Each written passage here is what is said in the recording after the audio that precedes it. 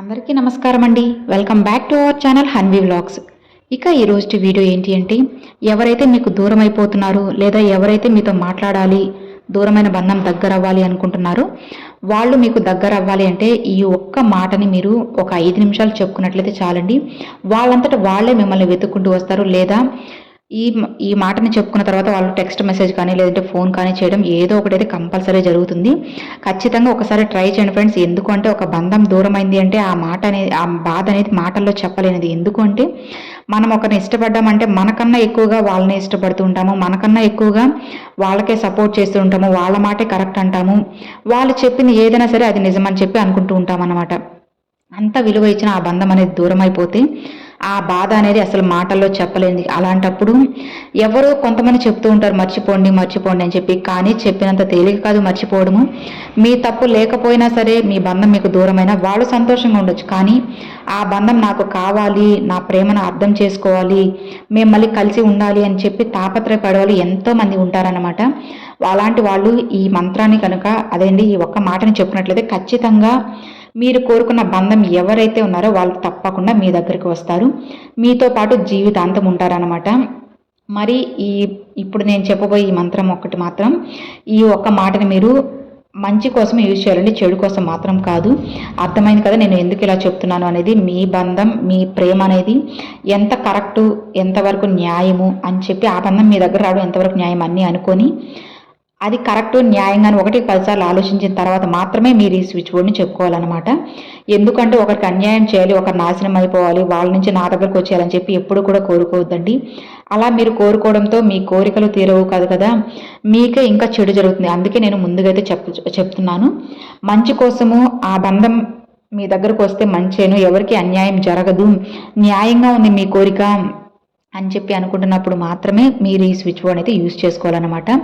మీరు ఎవరైతే మీకు దూరం అయ్యారో అది భర్త కానీ లేదా భార్య కానీ లేదా ఫ్రెండ్స్ కానీ ఇలా ఎవరైనా సరే, తల్లిదండ్రులకి బిడ్డలు దూరంగా ఉంటారు, ఒక చిన్న చిన్న మనస్పర్ధల వల్ల, ఆస్తి తగాదాల వల్ల, ఏదో ఒక సమస్యలతో కాస్త దూరంగా ఉన్నారు, వాళ్ళు కొంచెం మాట్లాడితే బాగున్ను, నా తప్పేం లేకపోయినా చుట్టుపక్కల వారు మాట్లాడి నాకు దూరం అయిపోయారు, వాళ్ళు నాకు దగ్గర అవుతే బాగును, మూడో వ్యక్తి మాటలు విని నాకు శాశ్వతంగా దూరం అయిపోతున్నారే, నేను ఏం చేయాలని చెప్పి బాధపడుతూ ఉండేవాళ్ళు మీ మనసులో వాళ్ళ పేరు చెప్పుకోండి ఫ్రెండ్స్. వాళ్ళు ఎవరైతే ఉన్నారో భర్త భార్య ఎవరైనా సరే, ఇది గర్ల్సే చేయాలని రూల్ ఏం లేదండి, అమ్మాయిలు అబ్బాయిలు ప్రతి ఒక్కరు కూడా చేసుకోవచ్చు.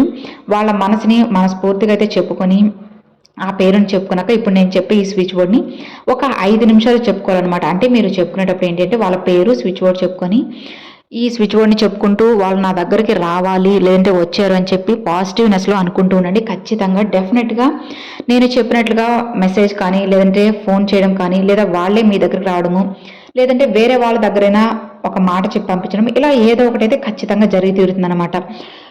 ఇంత పవర్ఫుల్ అయిన స్విచ్ బోర్డ్ని మీరు ఎలాంటి రూల్స్ అండ్ రెగ్యులేషన్స్ ఏమీ లేకుండా స్టార్ట్ చేయండి.